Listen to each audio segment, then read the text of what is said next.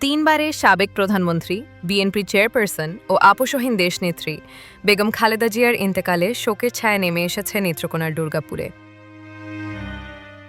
প্রিয় নেত্রীর বিদায়ে দুর্গাপুর উপজেলা ও পৌর বিএনপি এবং এর সকল অঙ্গ সহযোগী সংগঠনের পক্ষ থেকে জানানো হয়েছে গভীর শোক।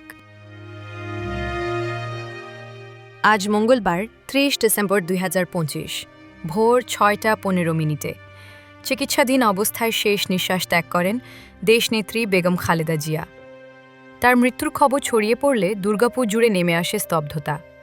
প্রিয় নেত্রীর বিদায়ে উপজেলা ও পৌর বিএনপির উদ্যোগে আয়োজিত হয় বিশেষ শোকসভা ও কোরআন খতম। মরহুমার রুহের মাগফিরাত কামনায় আয়োজিত এই কোরআন খতমে অংশগ্রহণ করেন ১০ জন আলেম ও হাফেজ। কোরআন তিলাওয়াত শেষে মরহুমার আত্মার শান্তি কামনায় পরিচালিত হয় বিশেষ দোয়া।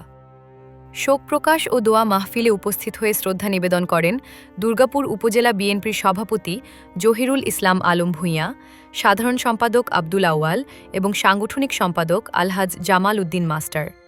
এছাড়াও উপস্থিত ছিলেন পৌর বিএনপির সভাপতি আতাউর রহমান ফরিদ, সাধারণ সম্পাদক হারেজ গনি, পৌর যুবদলের আহ্বায়ক আবু সিদ্দিক রুক্কু, সদস্য সচিব আল ইমরান সম্রাট গনি, উপজেলা ছাত্রদলের সদস্য সচিব আলমগীর হোসেন, পৌর ছাত্রদলের সদস্য সচিব নুরুজ্জামান জনি, সালমান মুক্তাদির ও সানিদ আলী সহ বিএনপি ও অঙ্গ সংগঠনের অসংখ্য নেতাকর্মী।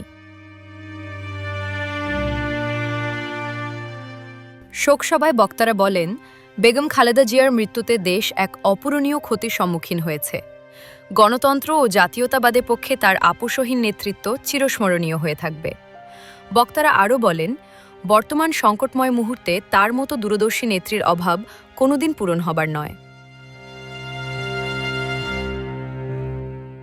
অনুষ্ঠান শেষে শোক সন্তপ্ত পরিবারের প্রতি গভীর সমবেদনা জানান স্থানীয় নেতৃবৃন্দ।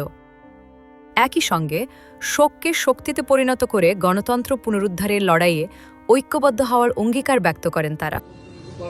আমরা আমাদের সিদ্ধান্ত নিব, সবাই ধৈর্যের সাথে এই পরিস্থিতি মোকাবেলা করব। সবাইকে ধন্যবাদ।